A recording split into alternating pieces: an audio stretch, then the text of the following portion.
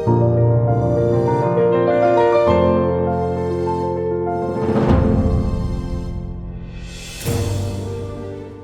morning, good afternoon, good evening, everyone.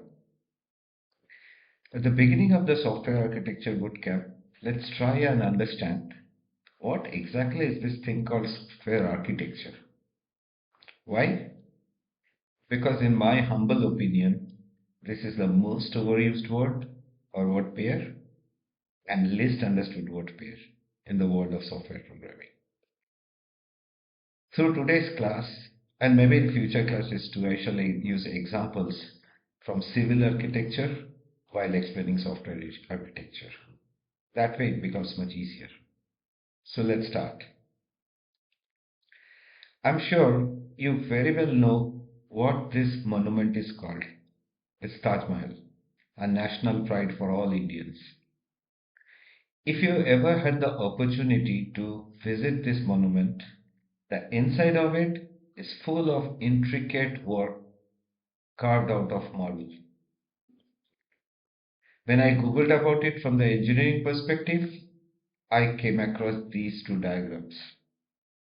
The one on the left shows some inner structure of Taj Mahal. Did you know that the dome actually consisted of two layers? And the four minarets on the four corners are constructed in such a way so that should for any reason they fall, they will fall on the outside, therefore not to damage the main monument. And the right side diagram shows the floor plan. And I hope you know what a floor plan is. Now let's have a look at all the four pictures. These four pictures together, they raise some questions. Is Taj Mahal piece of art? Or is it a piece of engineering? Or is it a piece of architecture? Let alone software architecture, even for Taj Mahal, you will find it difficult to categorize it. The answer is, it is an example of all the three. You take out any one of these elements, art, engineering, architecture, and you won't have Taj Mahal.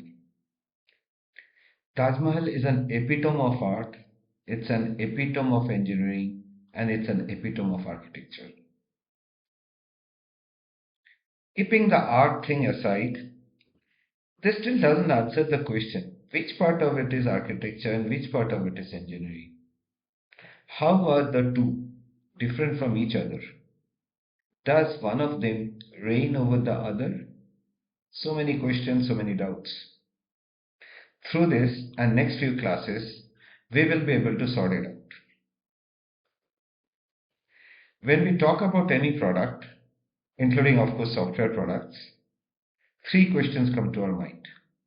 What, why, and how? For any product, software or not, there is always a team whose role is product management. They may include the customers, some people specially trained in product management methods, etc. They are the ones who know what needs to be built and most importantly, why it needs to be built. Why? This why is important because the why is the purpose. The purpose drives everything. Without a purpose, no product makes any sense. Would you ever purchase a product which does not serve any purpose for you? Once the what and why is defined, the product needs to be built. Who builds the products? The engineers. The engineers build the products knowing what needs to be built and how it needs to be built.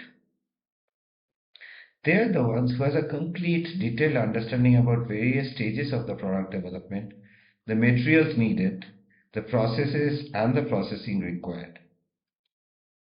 And then comes the intersection of why and how. And guess who? Who is in charge of it?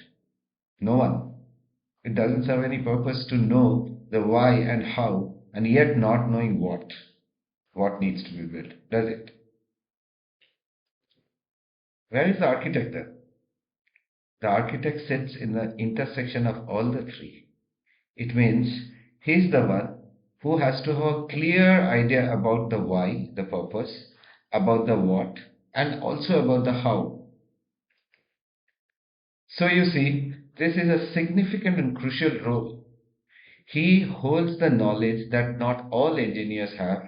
He holds the knowledge that not all customers have and the product management have. In short, he is the center point of knowledge. Let's say, as a customer, you go to a civil architect and express your wish to build a new two-story bungalow. He sits with you, understands the what and why, already possesses a knowledge of how, and comes up with this. To be honest, this is of no use to the customer. He does not understand any of such engineering looking diagram. So, for the customer, he may produce something like this. Now, this makes it easier for the customer to understand how the end product, the bungalow, shall look like. And the previous engineering looking diagram is given to the engineering team for the how part. However, those diagrams produced by the architect is not enough to build the product. It contains only some high level guidance about it, what needs, how it needs to be built and all, but not full details. To actually construct a bungalow, the engineers need much more granular detailing, and they themselves design that detailed document and produce this. These details have to be accurate to centimeter level because even a difference of, let's say, 5 centimeter here and there may render to some defect. For example, windows not fitting in the window frame. So, what is architecture then?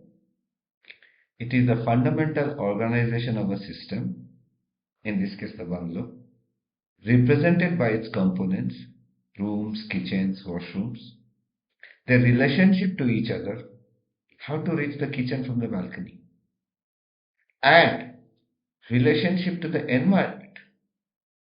The balcony view should be towards the garden, or it has to be constructed using wood, as it is not only cheaper to construct in the hills, but also acts as a good insulator of heat in such cold regions.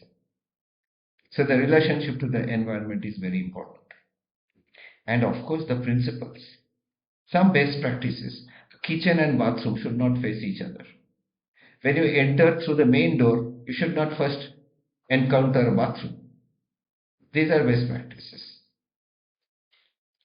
So who is a software architect then? The one who creates software architecture? Or is there something more to it? We shall cover it soon. Thank you.